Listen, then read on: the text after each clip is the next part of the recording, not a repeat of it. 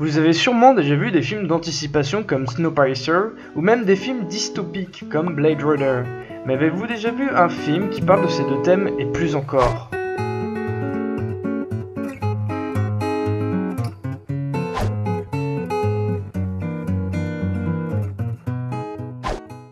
High Rise est un film de science-fiction et d'anticipation dystopique sorti en 2016, réalisé par Ben Wheatley. Nous pouvons y retrouver Tom Hiddleston, Sienna Miller, Luke Evans, Jeremy Irons et Elizabeth Moss. En 1975, le Dr Lang emménage près de Londres dans un nouvel appartement d'une tour à peine achevée appelée High Rise. Dans cette tour se trouve une étrange rivalité entre les bas et hauts étages. En effet, cette tour a pour concept de séparer les classes sociales. Les classes les plus riches sont en haut et les plus pauvres sont en bas. Ce qui va donc pousser les classes moyennes, voire pauvres, à vouloir monter dans l'ascenseur social et économique. Dr Lang va bientôt rester piégé dans une anarchie ascensionnelle, et tandis qu'il se démène pour faire respecter sa position sociale, sa santé mentale commence à se dégrader en même temps que l'immeuble. Car pendant ce temps, les éclairages et l'ascenseur ne fonctionnent plus, mais la fête continue. Le sexe et l'alcool deviennent monnaie d'échange, tandis que le docteur refait sa peinture. Le film de Ben Wheatley nous fait pénétrer dans un univers dystopique où la tour d'habitation est le projet d'un architecte visionnaire assoiffé par la perfection. High Rise est un conte sur le matérialisme qui dérive rapidement hors de contrôle, et la réalisation souligne cette dépendance de l'homme vis-à-vis de son environnement. En écho de la société de consommation développée dans les années 70, époque où se déroule l'histoire, les objets amassés sont des symboles de richesse servant à établir des relations sociales artificielles avec ses voisins. Apparence, conformisme et impeccabilité sont devenus les motifs au sein de l'immeuble, où il n'est pas toléré de rêver à contre-courant. Le talent de Wheatley est d'immiscer un climat pesant avec les prémices d'une décadence inéluctable. Il nous présente une carte postale de rêve qui vire peu à peu au cauchemar. Les rouages de cette mécanique bien huilée vacillent progressivement et plongent les habitants dans un effondrement des valeurs humaines et sociales. Cette dégringolade se ressent parfaitement dans le jeu des acteurs. Tous s'avident et frustrés, ils cherchent à combler leur manque matériel, sexuel ou de pouvoir, mais se rapprochent au contraire de leur instinct primitif. Ce processus de déshumanisation est habilement intégré, provoquant volontairement le malaise chez le spectateur.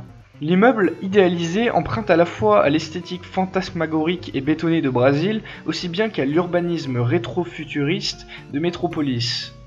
La tour de béton entourée de parkings remplis de carrosseries flambant neuves voit son apparence se détérioriser au sens propre et figuré.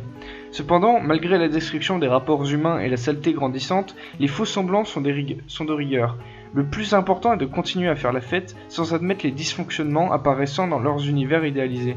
En tant que spectateur, ce qui déstabilise le plus est de ne pas voir les habitants affectés par la violence suggérée, la plupart du temps, qui les entoure, mais bien que rien n'empêche un personnage de manger calmement des céréales tout en regardant des individus se rouer de coups pour les derniers produits du supermarché.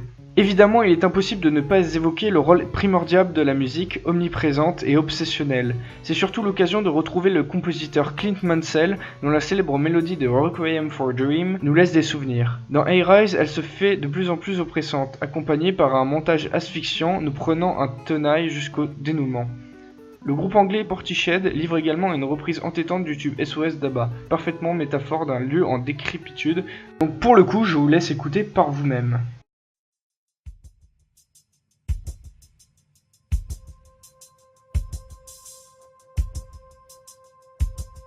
Where are those happy days? They seem so hard to find.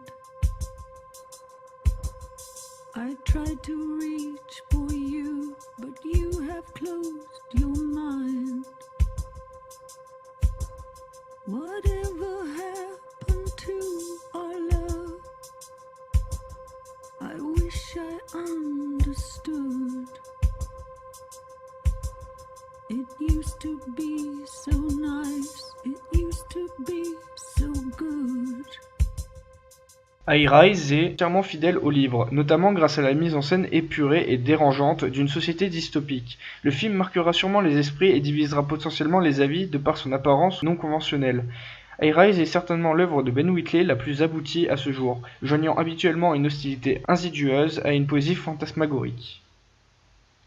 Donc voilà, j'espère que vous avez aimé cette vidéo, n'hésitez pas à mettre un pouce bleu et à vous abonner si ce n'est pas déjà fait. Donc moi je vous dis à plus et portez-vous bien.